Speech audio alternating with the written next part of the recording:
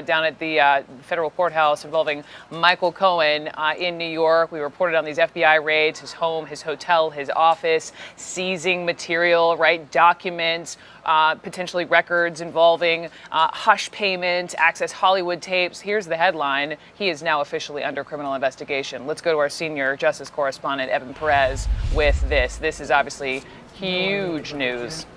That's right, Brooke. I mean, look, it was obvious the fact that the FBI raided his home, his hotel room, and his office, that there was something big happening here. But now, for the first time, we see, in the words of a prosecutor from the Southern District of New York, that Michael Cohen is under criminal investigation. And it says here that he is under he's under investigation for criminal conduct that largely centers on his personal business dealings. Again, we don't know what all has been seized. There's a lot of information here that has been redacted by the government, but it does say that one of the things that they're looking at is that the fact that he had very few clients, and so this question of whether or not the information that was taken from his hotel room, from his offices, the records, his electronics, whether or not that is protected by attorney-client privilege, they say it's really not that relevant because, again, he has very few clients, doesn't bill anybody, and so all of this has to do with or largely has to do with his personal business dealings for which he is under investigation.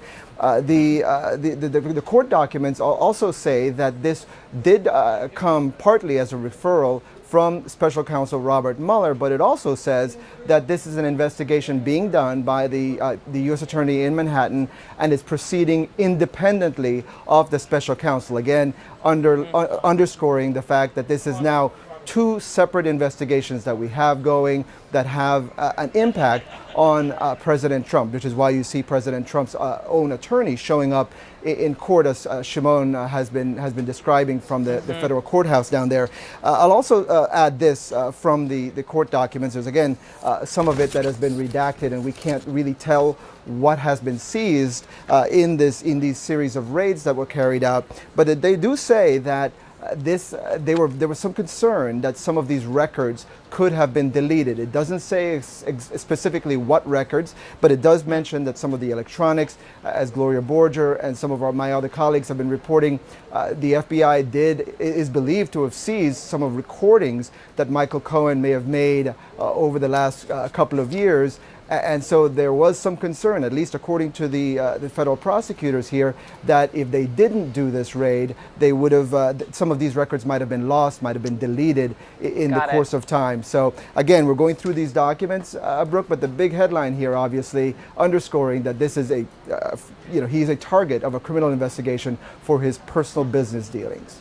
Okay, Evan, thank you so much. I've got Joe Moreno and James Galliano here with me. And so let's back up for a second. So when we talked about the raids earlier in this week, and we talked about maybe the way in which that an aggressive way to go about going through and grabbing, right, the FBI, his hotel and office and home, one sort of presupposed that there was something there for them to do this, for them to find. And the notion now that we're learning that Trump's personal attorney is under criminal investigation now, surprising? What's the next move?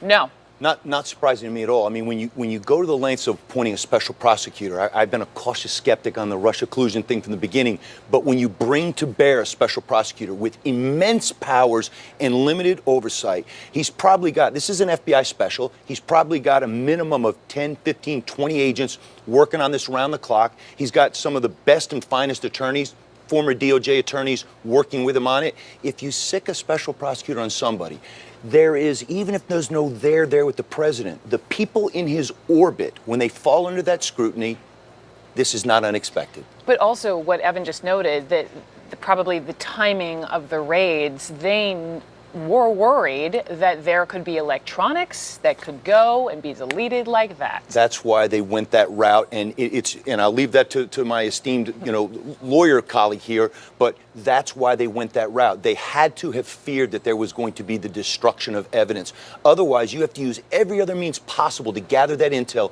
other than using a no-knock warrant. Go ahead, Joe. Yeah, I mean, this is the other shoe that's now dropped, right? I mean, we could have all speculated, giving Mr. Cohen the full benefit of the doubt on Monday when the raid happened, that, perhaps this was an aggressive move, perhaps that, they were grasping at something. But the fact that now this Evan confirms that he in fact could be a target, not a surprise. It was an aggressive move. It's not one that's utilized often, raiding the records of an attorney, and so it seems par for the course now that this would move in this direction. Can we turn the page and then have the next chapter of questions, which is then, could SDNY, and I guess, and this is unrelated to the Mueller investigation, but I don't know if you guys know where I'm going, in the sense that they have this potential criminality. We don't know what it is. They say to Cohen, I've got this on you and this on you and this on you. And if you don't start talking and telling me what you know about Donald Trump, the man, what you have been involved with, we're going to throw you away for a bunch of years unless you help Mueller.